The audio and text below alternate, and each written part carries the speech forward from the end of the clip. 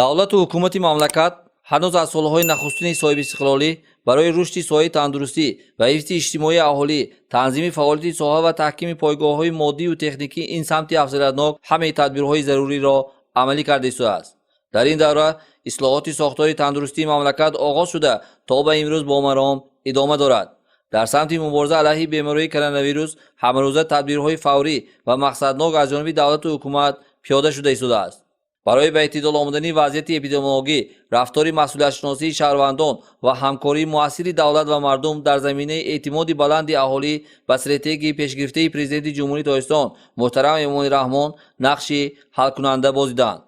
мутаассифона мушоҳидаҳои охир нишон медиҳанд, ки то ҳол мардум ба ин ҳама ғамхориҳо хунукназарона рафтор намуда ба афзудани беморӣ мусоидат намуда истодаанд.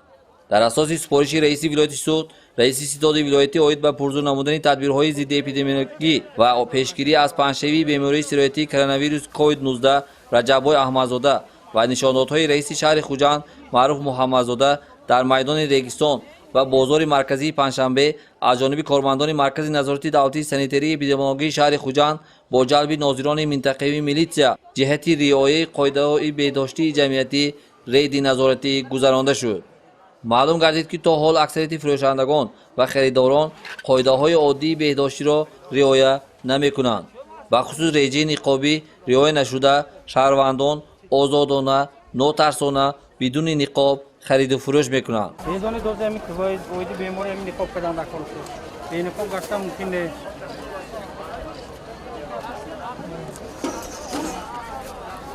نقابتون خیلی مسکت بود. این شب روز مسکت خیلی نخل وقت پاندمیه.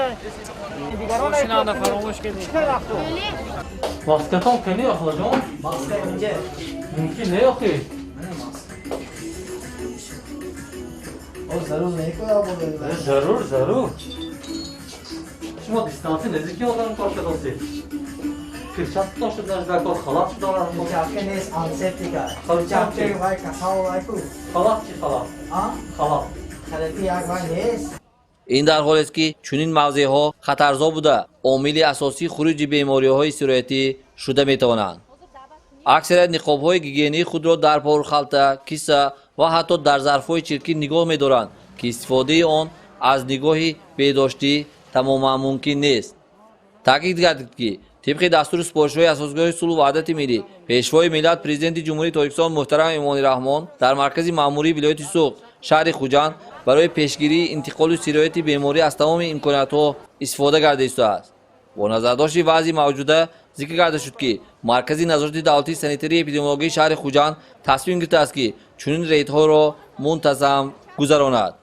ҳолати ошхонаҳои ҳудуди бозори марказии Панҷшанбе собит намуданд, ки моликони чунин нуқтаҳои хизматрасонӣ ҷиҳати риояи гигиении шахсӣ, қоидаҳои санитарӣ, масофаи муқарраршуда, истифодаи ниқобҳои муҳофизатӣ ва маводи антисептикӣ масъулият эҳсос намекунанд ва ба тавсияҳои вазорати тандурустӣ ва ҳифзи иҷтимоии аҳолии ҷумҳурии Тоҷикистон аз паси панҷа нигоҳ мекунанд. фаъолияти якчанд ошхонаҳо бинобар риоя нашудани беҳдошти ҷамъиятӣ муваққатан қатъ карда шуд. нисбати беш аз 50 нафар вайронкунандагони қоидаҳои беҳдошти ҷамъиятӣ ҷарима таъин карда шуд.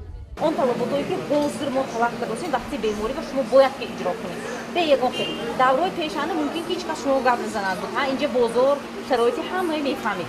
ҳозир шумо ҳаққу ҳуқуқатон нест аст. моям ҳаққу ҳуқуқамон нест. ягон хел абудагиш ақланини қадам бад. мо бояд ки ҳар як қоидаи мо бояд риоя кунем. барои ҳамин ҳозир мана мизоҷатона ҷавоб медиҳед. даратона печат мезанем, пурра обработка мекунед, дезинфексия мекунед. ҳама камбудиҳое ки ҳозир гуфтосиям, хайд кардосиям, ҳамаша иҷро мекунед, марҳамат кор кунед. мо монеъ не. зимни санҷиш дар марказҳои дилхушии шаҳр собит гардид, ки мардум то ҳол то кадом андоза ҷиддӣ ва хатарнок будани бемории сироятиро дарк накардаанд ва нисбати саломатии хеш беэътиборӣ зоҳир менамоянд. ҳолатҳои ошкоршудаи камбудиҳо дар ин марказҳои дилхушӣ аз бепарвоии моликони онҳо гувоҳӣ медод. бо роҳбарони марказҳои дилхушӣ, ки тадбирҳои зидди эпидемиявӣ ва пешгирӣ аз паҳншавии бемории сироятии коронавирус COVID-19-ро амалӣ намесозанд, корҳои фаҳмондадиҳӣ гузаронида шуда барои ислоҳи камбудиҳо муҳлат дода шуд.